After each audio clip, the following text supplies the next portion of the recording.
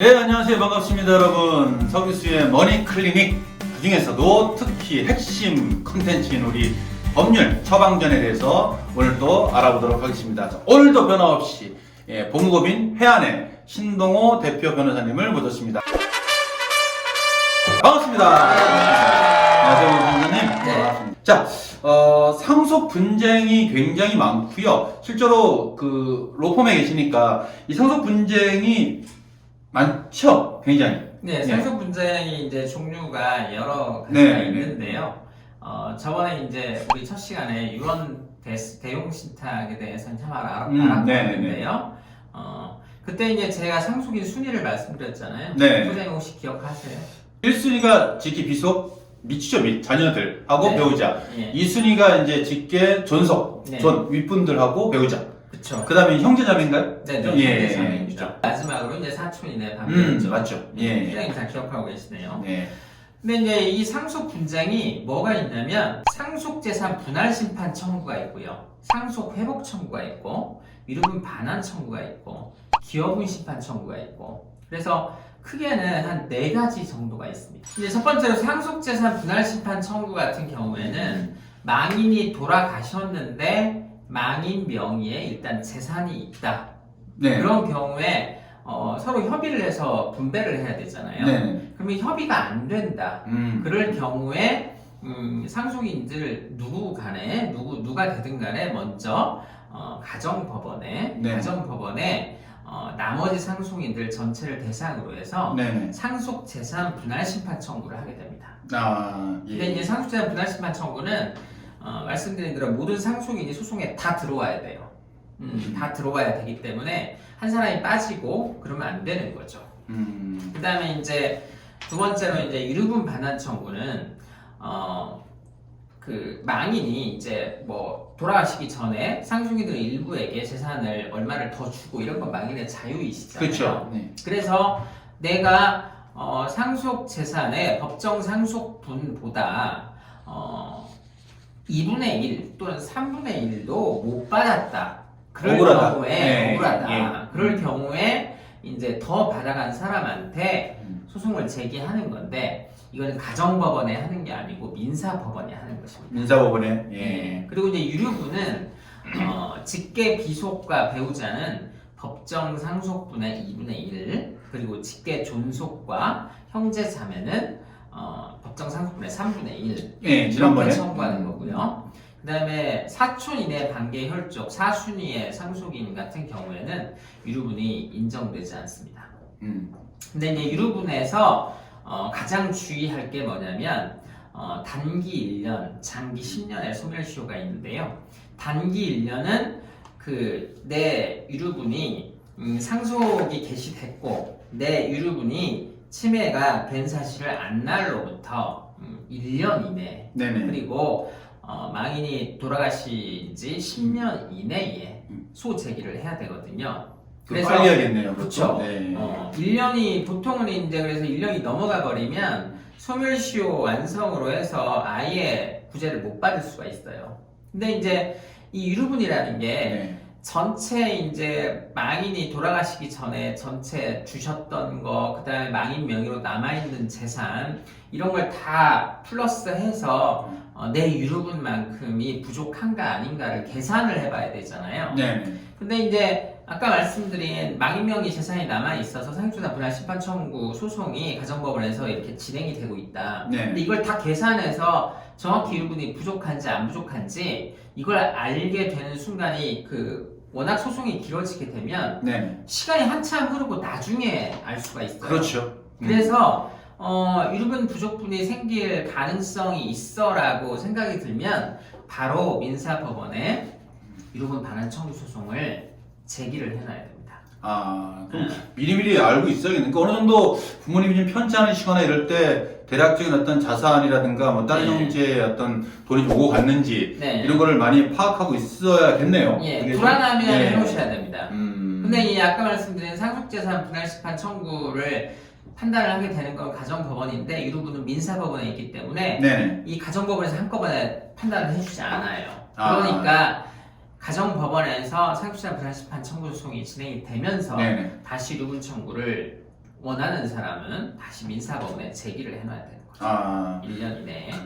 지금 두 개 알아봤거든요, 여러분들. 그러니까 첫 번째가 상속재산 분할 심판 청구라는 거하고, 네. 그다음에 유류분 반환 청구라는 거에 대해서 알아봤습니다. 네. 걱정하지 마세요. 이게 어려워도 앞으로 하나하나씩 더 할 거니까, 예, 지금 조금, 예, 저처럼 머릿속이 하얘지시더라도 괜찮으니까. 그리고 세 번째가 아까 상속 회복 청구라고 또 예, 말씀하셨죠? 상속 회복 청구는 뭐냐면, 뭐 예를 들어서 이럴 수 있잖아요. 망인이 살아 계실 때도 네네네네. 망인의 서류를 뭐 위조를 해서 서류 위조를 해서 재산이 변동이 될 수 있고, 그렇죠. 망인이 보통 그러니까 살아계실 때 멀쩡하실 때는 그런 일이 뭐 별로 일어나지는 않는데, 네네네. 망인이 이제 좀 뭐 병원에 계신다든가, 또 의사 능력이 판단이 부족할 때, 네. 이런 경우에, 자기 재산의 이제 뭐 처리를 뭐 자녀 중에 한 명한테 맡길 수 있잖아요. 네. 그런 경우에 또 뭔가를 위조를 해서 재산을 이전해 나간다든가, 아니면 망인이 돌아가시고 나서도 그 상속 재산 분할 협의서를 위조를 한다라든가, 그 다음에 실제 유언장이 없는데 망인이 살아계실 때 유언장을 나한테 주셨어 라고 유언장을 위조한다라든가, 네. 이런 식으로 해서 상속 재산을 가져갈 수가 있잖아요. 그러니까 뭐 좀 정상적이지 않은 그렇죠. 예, 불법 행위인 거죠. 방법으로 상속이 갔다라는 거를 예. 되돌리겠다라는 그렇죠. 그런 말씀이신 거죠. 예. 그걸 되돌리는 소송이 상속 회복 청구이고, 네. 이 상속 회복 청구도 그 상속이 침해된 사실을 안 날로부터 3년, 그리고 그 침해 행위가 있은 날로부터 10년 이내에 제기를 해야 됩니다. 그래서 그 두 기간 중에 하나라도 지나가 버리면, 그리고 이제 이것도 유류분 반환 청구와 마찬가지로 네. 민사법원에 청구를 합니다. 이것도 민사법원으로? 네. 네. 알겠습니다. 마지막으로 아까 그 기업은 심판 청구라고 또 말씀 주셨는데 이건 어떤 네. 건가요? 그러니까 기업은 심판 청구는 유류분 반환 청구에서는 기업은에 대한 얘기를 하지 못해요. 유류분 반환 네. 청구를 할 때는 내 기업은이 얼마 되니까 내 유류분 덜 뺏겨야 돼. 네. 이런 얘기를 하지 못하고요. 아까 말씀드린 망인 명의 재산이 있을 때 네. 상속재산 분할 심판 청구를 가정법원에 한다고 그랬잖아요. 네. 그 상속재산 분할 심판 청구가 있다라는 걸 전제로 상속인 중에 내가 뭔가 특별한 기여를 했어 라고 주장을 하면서 그 상속재산 분할 심판 청구에서 기업은 청구 부분이 있으면 같이 판단을 하게 되는 겁니다. 그렇군요. 네. 그러니까 일반적으로 그 일반인들이 판단을 하고 뭐 결정을 할 수 있는 사안은 아닌 것 같고, 네. 제가 보기에 일단 어떤 사례라든가 사건이 발생되는 딱 시점, 발생됐다. 그러면 제가 보기에는 전문가에게 문의를 해야 되지 않을까라는 생각이 들고요. 빨리 어떤 액션을 취하시는 게 좋지 않을까, 그런 생각이 좀 듭니다.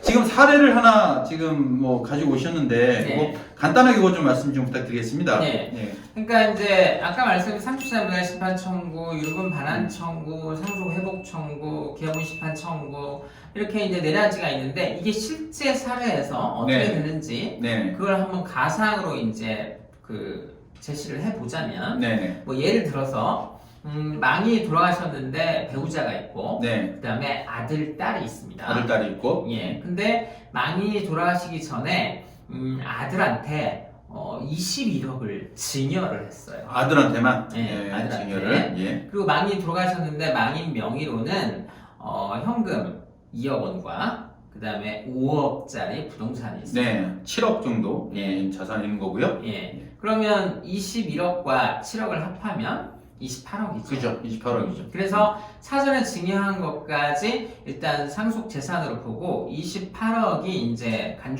상속 재산이라고 해서 이제 상속 재산으로 본단 말이죠. 네. 그러면 배우자의 상속분은 법정 상속률 1.5고 자녀들은 1:1이잖아요. 네. 그러면 배우자가 있고 자녀가 둘이 있을 때는 네.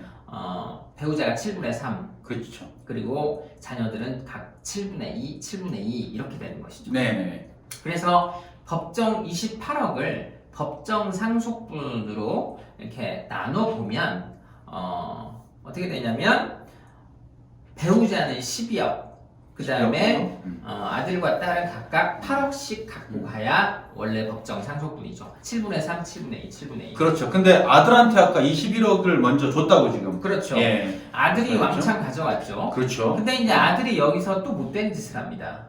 음. 아버님이 21억이나 받아갔는데 또 그 상속재산 분할 협의서를 몰래 유조를 해요. 그래서 아까 망인명으로 남아있던 2억 현금하고 5억 부동산 중에 네. 5억 부동산을 또 가져가 버립니다. 그럼 이제 이 사안에서 그 배우자와 그리고 이제 그 딸은 도대체 무슨 소송을 제기해야 돼? 이제 이런 상황이 벌어지는 건데요. 일단 엄청 억울할 것 같아요. 그렇죠. 21억 줬는데도 그렇죠. 나머지 잔도 좀 탐을 내는 거 아닙니까? 네. 그렇죠?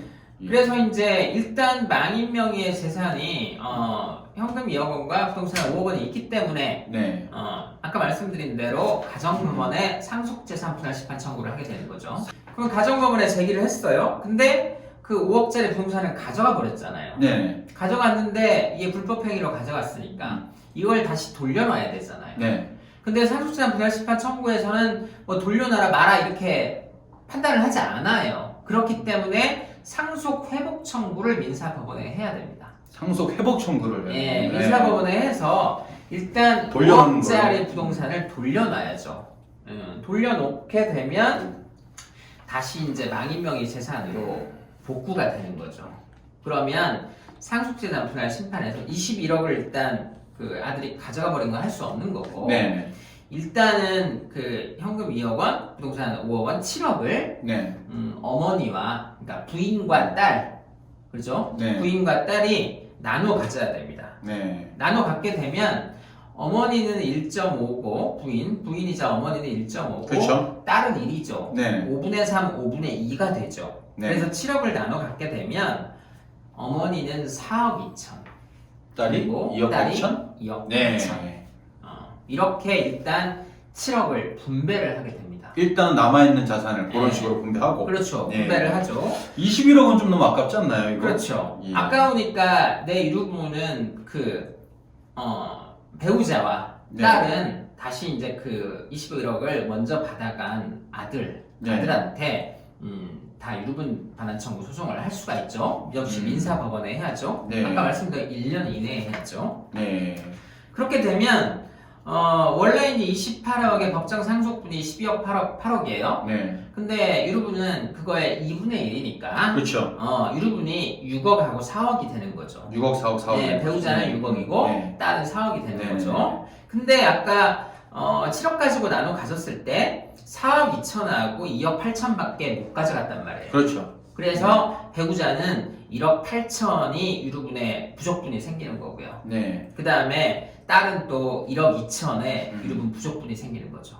그래서 어머니와 그러니까 배우자와 딸은 그 아들을 상대로 각 배우자는 어머니는 배우자는 1억 8천을 가져오는 거고 그 다음에 딸은 아들을 상대로 1억 2천을 가져옴으로써 네네. 유류분 반환 청구까지 이루어져야 되는 거죠.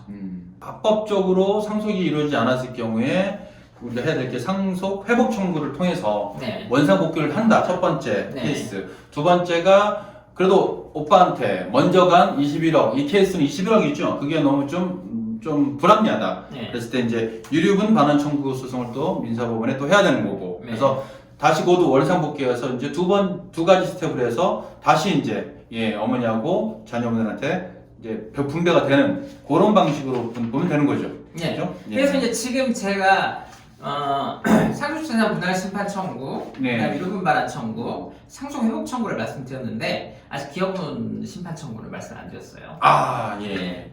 그러면 아까 망인 재산이 현금 2억, 부동산 5에서 7억이 남아 있어요. 근데 배우자는 그 돌아가신 망인과 네. 평생 동안 같이 재산을 읽었을 수 그렇죠. 있잖아요. 네. 그런 경우에 배우자의 기여분을 인정해 줄 수 있잖아요. 인정해 줘야죠. 같이 네, 모았으니까. 그러면 예를 들어서 아까 7억 중에 네. 그 배우자의 기여분을 2억을 인정해 줬다. 그렇게 되면 일단 기여분으로 그 배우자는 일단 가져가죠. 네. 그럼 5억이 남죠? 네. 5억은 1.5 대 1, 그러니까 5분의 3, 5분의 2씩 나누면 네. 또 3억, 2억 이렇게 분배가 네, 되죠. 네. 그래서 배우자는 기업은 2억에 그 다음에 3억 가져오면 5억을 결과적으로 가져가게 되는 거죠. 네. 기업은까지 포함을 하게 되면, 그리고 딸은 이제 2억을 가져가게 되는 거고. 그러니까 7억 중에 기업은으로 일정 부분 배우자한테 떼어주고 나머지를 법정 상속분들을 일단 나누는 거죠. 아, 그럼 결론적으로 배우자한테 8억 정도 가고 그죠? 8억 하고 아니, 일단 그 배우자한테 기업은 2억, 그 다음에 5억 중에 남은 거 3억 가져가니까 배우자가 5억을 가져가는 거고, 네네네. 그 다음에 딸은 2억을 가져가는 거죠. 네. 근데 이제 문제는 뭐냐면, 그렇게 됐을 때 다시 또 유류분 문제가 생기잖아요. 네네네.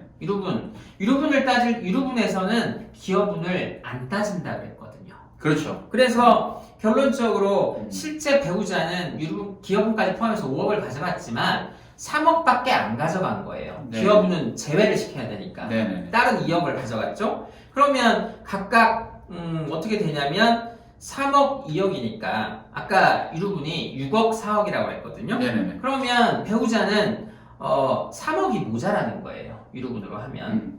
그리고 딸은 또 2억이 모자라는 거죠. 유류분은. 그렇죠. 그러면 결론적으로 3억 2억을 또 유류분으로 받을 수 있는 거죠. 근데 여기서 이제 재밌는 건 뭐냐면 상속재산 7억 중에 망인 명의 7억 중에 유류분으로 어머니가 쑥 가져가시면 네네. 결론은 어떻게 되냐면 그 유류분으로 그 많이 가져간 아들한테 더 많이 가져올 수 있는 거예요. 유류분을 통해서 활용해가지고. 네. 그렇죠? 그러니까 기업은 이해 아직 안 되셨어요? 그러니까 기업분으로 쑥 빼버리면 유류분으로 아들한테 더 가져올 수 있는 거죠. 왜냐면 그 부분이 빠져버리니까. 그렇겠네요, 그게. 네. 그러니까 아까 말씀드린 대로 원래 7억은 배우자가 4억 2천, 딸이 2억 8천을 가져가게 되면 유류분은 1억 8천, 1억 2천 이렇게 해서 유류분으로 총 3억을 갖고 오는 거거든요. 네네. 근데 기업운으로 아까 7억 중에 2억을 빼버리게 되면 네. 5억에 대해서. 그렇죠. 3억, 2억 해가지고 5억을 가져와 버리는 거니까 기업운으로 더 많이 뺄 수가 있잖아요. 더 뺄 수 있죠. 네. 근데 더 극단적으로 말을 하면 7억이 있잖아요. 네. 7억을 만약에 배우자가 100% 기업운 인정받다. 네. 그러면 7억을 그대로 기업운으로 있다. 배우자가 가져가 버리잖아요. 그러면 다시 원래의 유류분인 6억 4억을 아들로부터 각각 가져올 수 있는 거죠. 그렇게 되면 재산 분배가 완전히 달라지거든요. 그렇죠. 그러면 이미 결과적으로 기업운이 인정이 되면 누가 좋냐면 어머니와 딸이 다 좋은 거예요. 이 사건에서는. 그렇죠. 전체 모수의 비율이 주니까. 네. 그렇기 때문에 이제 이런 경우에 변호사가 머리를 좀 잘 써야 되죠. 그래야겠네요. 그러니까 네. 실제로는 기업운을 내가 더 줘 말하는 어머니하고 딸이 분쟁을 벌이지만 네. 이제 각자 분쟁을 벌이겠지만 이제 실질적으로는 기업은 많이 가져가야 유류분 더 가져올 수 있겠다라고 생각을 하게 되면 기업운이 많이 인정이 돼야 돼라는 걸 네. 표명을 해주면 어머니가 기업운을 더 많이 가져감으로써 그 많이 가져간 아들을 상대로 유류분을 더 가져올 수 있는 거죠. 그렇겠네요. 그럼 그 기업운에 대해서 우리가 네. 인정을 받으려면 평소에 이 배우자 입장에서 뭐 준비를 해야 되거나 뭐 필요한 사항이 있을까요? 그러니까 이제 보통은 그 자녀 같은 경우에는 네. 그냥 뭐 내가 병원에 좀 모시고 다녔어. 네. 내가 좀 모시고 살았어. 네. 이런 경우에는 잘 인정 안 되고요. 특별히 내가 그 부모님의 재산을 네. 내 재산도 투여해서 네. 이렇게 관리도 하고 더 증식을 네. 시켰어. 그리고 예를 들어서 뭐 딸이 시집도 안 가면서 부모님을 계속 같이 살면서 봉양을 했어. 네. 근데 이런 경우에는 기업은 인정해줍니다. 인정해주고요. 그리고 이제 배우자는 그 망인과 이제 평생을 살아오면서 재산을 읽었잖아요. 네네. 그래서 그런 부분들은 기업운을 꽤 인정을 해줄 수가 있죠. 배우자한테 미리 많이 떼어주지 않았으면 네. 보통은 기업운이 배우자한테서 몇십 년을 같이 살았어, 재산을 읽었어 이런 것 때문에 네. 기업운을 뭐 20%든 30%든 뭐 40% 이렇게 음. 인정해주는 사례들이 종종 있죠. 네. 네. 가장 우선적인 거는 일단은 그래서 기업운에 대한 인정을 좀 많이 받는 게 중요하겠네요. 이렇게. 그렇죠? 그렇죠. 이제 기여분, 근데 이제 지금 제가 예를 든 사안은, 네. 기여분을 이 사안에서 많이 인정을 해줌으로써, 결과적으로 그 배우자와 딸이 네. 결국은 많이 가져간 아들한테 얼마를 더 가져올 수 있다, 이런 거고, 네. 이제 이 사안은 제가 이제 이 사례는 가상으로 만든 것이고, 네. 모든 사안마다 케이스 바이 다 케이스. 다른 거죠. 그렇죠. 네. 그래서, 그러니까 누가 똑똑하게 소송 전략을 네. 짜느냐에 따라서 네. 상속재산 분배가 이제 달라질 수 있는 거죠. 네. 결론적으로 이제 상속 분쟁에 대한 네 가지에 대한 청구가 있고 상속재산 네. 분할 심판 청구하고 네. 미루분 반환 청구하고 네. 상속 회복 청구하고 기여분 심판 청구라는 게 있다라는 거 꼭 네. 기억해 두시고 그다음에 무엇보다 중요한 거는 어떤 문제가 발생했을 때 먼저 판단하지 마시고 일단은 네. 문제 발생에 대한 인지 시점에서 제척 기간이 있기 때문에 빨리 전문가와 상의를 하시고 네. 예, 앞으로 어떤 청구를 통해서 본인의 권리를 억울함을 해소할 수 있을 것인가를 푸는 네. 예, 그게 가장 좀 중요한 부분이 아닐까 생각을 개인적으로 하게 됩니다. 자, 마무리 한마디 좀 부탁드리겠습니다. 직접 워낙 소송을 많이 하시고 경험이 있으시니까 네. 일반인들이 그러면은 마지막으로 이런 케이스에 있어서 부모와 자식 간에 아니면 배우자 간에 뭐 평소에 좀 준비 아니면 뭐 인지를 하고 있으셔야 될 놓치기 쉬운 그런 핵심 포인트 팁 한두 개만 좀 부탁을 드리겠습니다. 네. 근데 이제 보통은 이 상속 분쟁 같은 경우는 네네네. 당사자가 당연히 소송할 수 있지만 너무 법률 용어나 어느 네. 부분에 뭘 언제까지 제기해야 이런 걸 모르기 때문에 네. 대부분 전문가를 만나야 될 수밖에 없고요. 네. 이런 부분에 풍부한 경험을 갖고 있는 좋은 그 변호사를 만나라, 전문가를 만나라 이렇게 말씀드릴 수 있겠습니다. 네, 알겠습니다. 예. 오늘 조금 내용이 복잡하지만 그래도 일단 결론적으로 여러분이 말씀드린 그 몇 가지 청구, 분쟁 사례에 대한 부분만 인지하시고 이게 그렇죠. 나에게 안 닥치면 남 일이지만 나한테 닥치면 내 일이라는 거 꼭 기억하시고 저도 많이 사례를 봤는데 워낙 이게 조금 사례가 다양하다 보니까 정말 사례별로 접근하시는 게 좋을 것 같습니다. 무엇보다 가장 좋은 거는 가정의 화목과 평화가 그렇죠. 가장 중요한 것 같고요. 네. 예, 자 오늘도 고생 많으셨습니다. 고생 많으셨고, 자 여러분들 좋아요하고 구독 버튼 꼭 부탁드리고, 자 오늘 이 시간 마치도록 하겠습니다. 자 여러분 감사합니다. 감사합니다.